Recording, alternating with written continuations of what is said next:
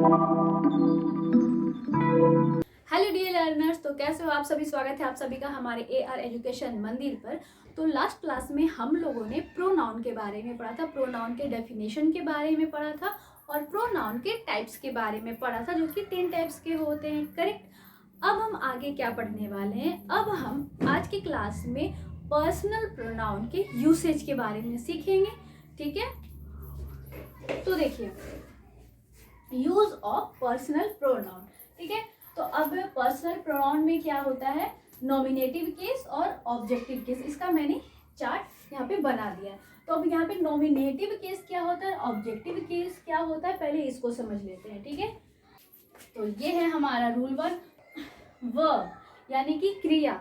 अगर क्रिया से पहले यानी कि वर्ब से पहले हमारा कोई प्रोनाउन आ रहा है तो उस प्रोनाउन को हम नॉमिनेटिव केस कहेंगे, ठीक है। क्या कहेंगे, नॉमिनेटिव। अगर वर्ब है, वर्ब के पहले कोई प्रोनाउन दिया गया है तो उसको क्या कहेंगे, हम नॉमिनेटिव केस कहेंगे, ठीक है। और वहाँ पे नॉमिनेटिव केस वाला प्रोनाउन यूज होगा, ठीक है। और अगर वर्ब के बाद कोई प्रोनाउन लिखा हुआ है तो उसे ऑब्जेक्टिव प्रोनाउन कहेंगे, ठीक है।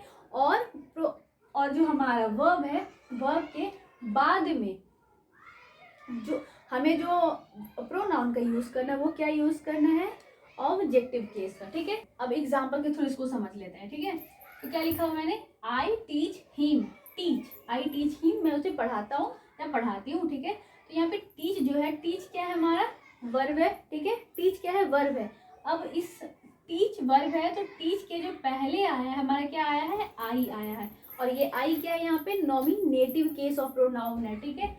अब टीच के बाद आया है हिम। अब ये हिम क्या है, यहाँ पे ऑब्जेक्टिव केस ऑफ प्रोनाउन, ठीक है। हिम क्या होता है, ऑब्जेक्टिव केस ऑफ प्रोनाउन। इसलिए हमेशा याद रखें कि कभी भी गलती से भी जो आपने वर्ब लगा रखा है, वर्ब के बाद आप यहाँ पे नॉमिनेटिव केस मत लगा देना, ठीक है। जैसे कि अगर आप यहाँ पे लिख दोगे हिम टीच आई तो गलत हो जाएगा ना।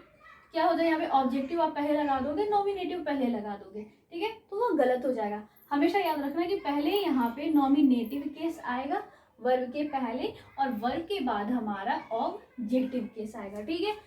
Second example, he is taught by me, वो मेरे द्वारा पढ़ाया जाता है, ठीक है। उसे कौन पढ़ा रहा है, मैं पढ़ा रहा हूँ, वो मेरे द्वारा पढ़ाया जाएगा। तो पैसिव वॉइस में बनाया गया, ठीक है। ये एक्टिव वॉइस में है और ये पैसिव वॉइस में बनाया गया है, ये मेरे द्वारा पढ़ाया जाता है, ठीक है। तो ही यहाँ पे भी सेम हुआ है, ये टाउट लिखा हुआ है, टाउट हमारा क्या है, वर्ब है। टाउट क्या है, वर्ब है। और वर्ब से पहले जैसा कि मैंने बताया कि क्या आता है, हमारा नॉमिनेटिव केस आता है। और वर्ब के बाद अगर प्रोनाउन आ रहा है तो हमारा क्या होता है, ऑब्जेक्टिव केस बनता है। तो यही हमारा यहाँ पर है। इतना समझ में आया, ठीक है। अब हम चार्ट पे आते हैं, ठीक है। तो चार्ट में हमने नॉमिनेटिव केस को एक साइड लिखा है, ऑब्जेक्टिव केस को एक साइड लिखा है, तो इसको अच्छे से समझते हैं, ठीक है। देखो, नॉमिनेटिव केस में क्या क्या आता है हमारा, I, she, they, we, he, it, and you, ठीक है। अब इन्हीं का हमारा क्या है, ऑब्जेक्टिव केस है। क्या है, ऑब्जेक्टिव केस है। आई यानी कि मैं, मी, ये ऑब्जेक्टिव केस है, मी, ठीक है। आई का क्या बनेगा, मी। शी का क्या बनेगा, हर, ठीक है, हर उसका। दे, वे लोग हैं, ठीक है, कौन है, दे, देम, उनका, करेक्ट। दे का देम। वी हमारा, हम, वी मीन्स व्हाट, हम। वी का ऑब्जेक्टिव बनेगा अस यानी कि हमारा, हम, हमारा। ही, हिम, ठीक है, ही, हिम, उसको, हिम, ही है, वह है, हिम तो उसको, ठीक है। इट का ऑब्जेक्टिव इट ही होगा, इट का इट ही होगा, और यू का भी ऑब्जेक्टिव यू ही होगा। तो ये वाला जो चार्ट है ये अच्छे से याद कर लो, ठीक है। तो अब हम रूल पे चलते हैं। तो अब रूल हम क्यों दिया है हम लोगों ने, तो रूल के थ्रू हम समझेंगे कि पर्सनल प्रोनाउन को किस सिचुएशन में किस तरीके से कितने तरीकों से हम लोग यूज कर सकते हैं। तो ये हम रूल के थ्रू समझ लेते हैं, ठीक है। रूल 2 है कि जब सेंटेंस में बुरी बात का आभास ना हो, ठीक है, जब सेंटेंस में बुरी बात का आभास ना हो, जब आप कोई वाक्य पढ़ रहे हो या फिर कोई वाक्य बना रहे हो उसमें अगर कोई नेगेटिव वर्ड नहीं बोला गया, कोई भी नेगेटिव बात नहीं बोली गई है, वहाँ उस सेंटेंस से बुरी बात का आभास नहीं आ रहा है, तब हमको पर्सनल प्रोनाउन को कैसे यूज़ करना है। और पर्सनल प्रोनाउन एक से ज़्यादा वहाँ पे यूज़ किया गया है, ठीक है। एक से ज़्यादा पर्सनल प्रोनाउन यूज़ किए गए हैं एक सेंटेंस में, और उस सेंटेंस में से बुरी बात का आभास नहीं हो रहा है, उस वर्ड में नेगेटिविटी नहीं है, तो हम क्या करेंगे, वहाँ पे जो प्रोनाउन को लगाना है वो 2, 3, 1 के क्रम में लगाना है, ठीक है। हम जो वहाँ पे ऑर्डर करने वाले हैं, क्या किस ऑर्डर में लगाएंगे, 2, 3, 1। अब ये 2, 3, 1 क्या है यहाँ पे, यहाँ पे जो ये 2 है ये सेकेंड पर्सन है, क्या है, सेकेंड पर्सन है। अब ये 3 क्या है यहाँ पे, ये 3 हमारा थर्ड पर्सन है, और ये 1 क्या है हमारा, ये यहाँ पर फर्स्ट पर्सन है, ठीक है। Second person, third person and first person, ठीक है। अब ये second person, third person, first person, ये होता क्या है, फर्स्ट पर्सन यानी कि हम खुद होते हैं, हम जो कि बोलने वाले हैं, हम, आई, ये क्या है, हमारा फर्स्ट पर्सन है। सेकेंड पर्सन कौन होता है, आप लोग हैं, मैं अभी आपसे बात कर रही हूँ, यू, तो यू क्या है यहाँ पे, सेकेंड पर्सन है। आई मीन्स मैं, first person, you second person, और ही, दे, शी, तो ये क्या है हमारा थर्ड पर्सन, मतलब हम किसी के बारे में बात कर रहे हैं, मैं आपसे किसी के बारे में बात कर रही हूँ, ये जो किसी है यही है हमारा थर्ड पर्सन, ठीक है। जैसे कि मैं आपसे रोहन के बारे में बात कर रही हूँ, तो मैं फर्स्ट पर्सन हो गई, आप सेकेंड पर्सन हो गए, और रोहन थर्ड पर्सन हो गया, ठीक है। तो इसलिए जब भी सेंटेंस में बुरी बात का आभास ना हो, तो जो हम प्रोनाउन लगाएंगे वो सेकेंड, थर्ड एंड फर्स्ट, यानी कि 2, 3, 1 याद रखो, ठीक है। इसका जो ऑर्डर है 2, 3, 1 के क्रम में प्रोनाउन को लगाना है। तो अब हम एग्जाम्पल पे आते हैं, ठीक है। क्या लिखा हुआ है, you, he and I shell study for the exam, ठीक है। यानी कि तुम, वो और मैं स्टडी करूंगा एग्जाम के लिए, करेक्ट। क्या करूंगा, स्टडी करूंगा एग्जाम के लिए, कौन, तुम करोगे, वो करेगा, और मैं करूंगा, ठीक है। नेक्स्ट पे आते हैं, you, he and I have finished our work, you, he and I have finished our work, तुमने, उसने और मैंने अपने काम को खत्म कर लिया है, ठीक है, अपने काम को फिनिश कर लिया है। तो यहाँ पे एक अच्छा सेंटेंस यूज किया गया है, इस बात में कोई भी नेगेटिविटी नहीं, इस सेंटेंस में किसी भी तरह की कोई भी नेगेटिविटी नहीं है, कोई भी गलत बात नहीं बोली जा रही है, इसलिए पहला क्रेडिट आपको जाता है। अच्छे काम का जो क्रेडिट है वो कभी भी मैं पहले नहीं लूँगी। क्या करना है, इस फर्स्ट रूल में यही आता है कि जब भी सेंटेंस में गलत काम नहीं हुआ है, अच्छे काम किए गए हैं ना, तो अच्छे काम का क्रेडिट पहले खुद को नहीं देना है, पहले आपको देना है, आपके बाद रोहन को देना है, रोहन के बाद मैं ले लूँगी क्रेडिट, ठीक है। यानी कि सबसे लास्ट में मैं खुद को क्रेडिट दूंगी, ठीक है।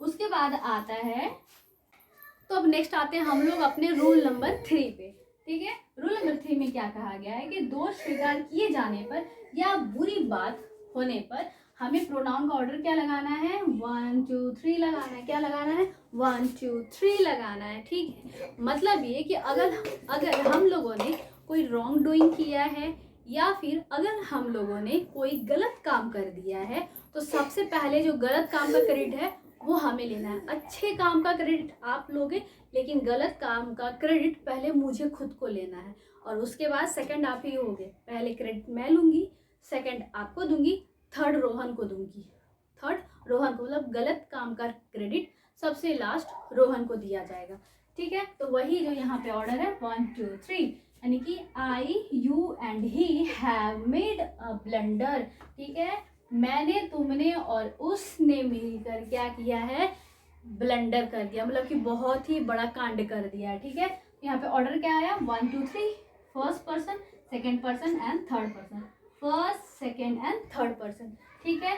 उसके बाद क्या हमने यहाँ पे लिखा है, you and he have done this mischief, तुमने और उसने मिलकर क्या किया है, इस गलत काम को अंजाम दिया है, ठीक है। अब यहाँ पे ऑर्डर क्या है, 2, 3, मैं आपको डांट रही हूँ क्योंकि इस काम में मैं इन्वॉल्व नहीं हुई हूँ, तो वो उस काम में इन्वॉल्व कौन हुए हैं?